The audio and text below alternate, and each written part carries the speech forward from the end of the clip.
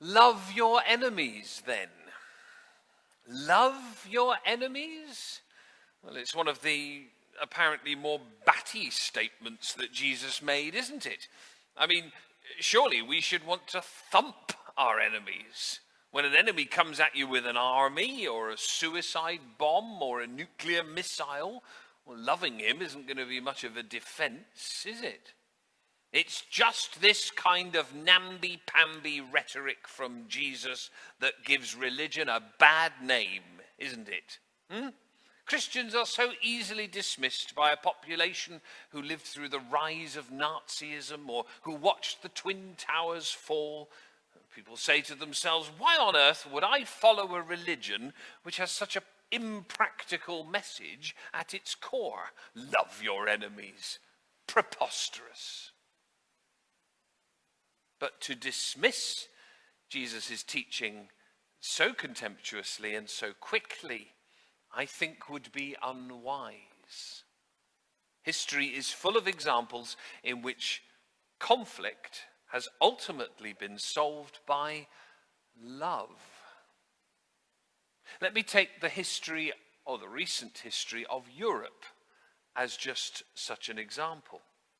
After the First World War, the Allies imposed punitive sanctions on Germany, didn't they? War reparations were demanded from the German people and the German government, and as a result, their economy went into free fall. The Allies effectively continued to hate their enemy, even after the armistice was signed. The result of this hate-filled demand for retribution, well, it led directly to the rise of Adolf Hitler. He was able to tap into the poverty of the German people and their festering resentment against the Allies, and he was able to promise them a rise to greatness. He promised to make his country great again. Where have we heard that recently?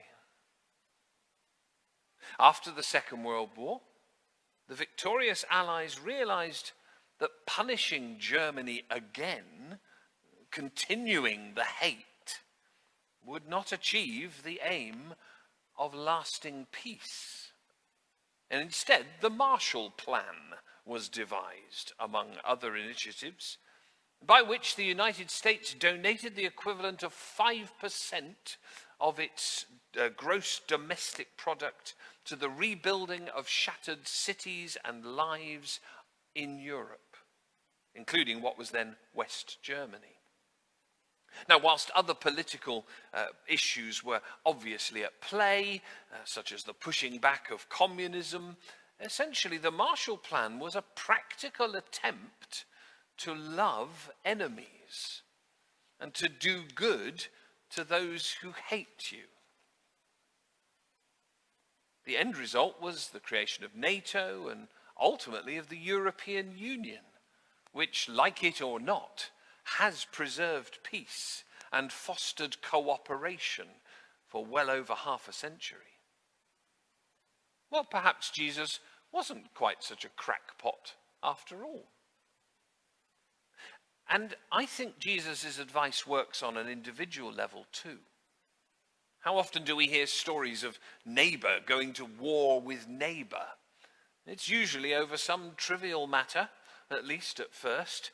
I know people who have fallen out over paint colours on the outside of houses, or the misplacing of a boundary marker, or the cutting down of a tree. Hatred and enmity builds in those circumstances as each side begins to justify its own bad behaviour towards the other. Whole families can get drawn into such disputes, and sometimes whole communities. And into such arguments, the voice of Jesus cries out, "Love your enemy. Love your enemy."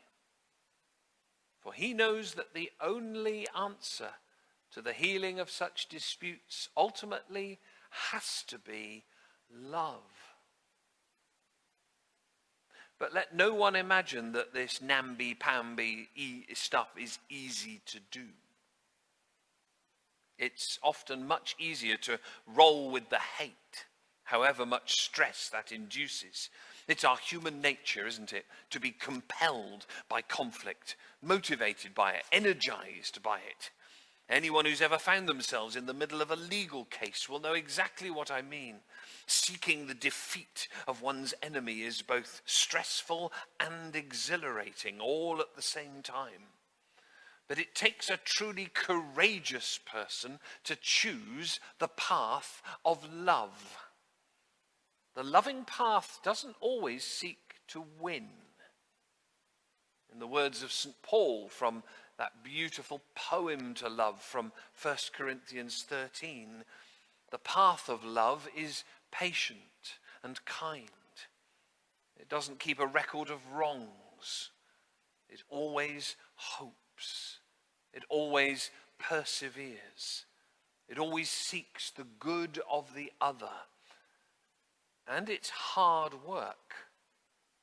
Being a Christian is no namby-pamby activity at all. Which is why we should all pray constantly for the strength, the wisdom, the fortitude, and the commitment to love our enemies. Amen. Amen.